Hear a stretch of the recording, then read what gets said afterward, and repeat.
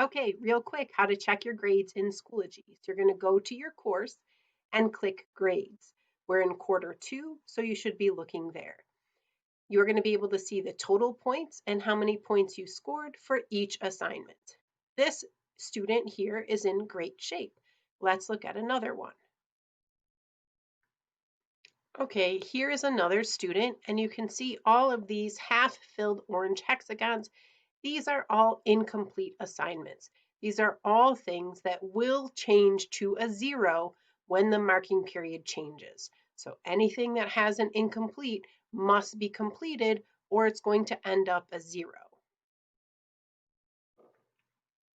Okay, and the last thing I want to show you is this paper icon right here means there was a submission for this assignment.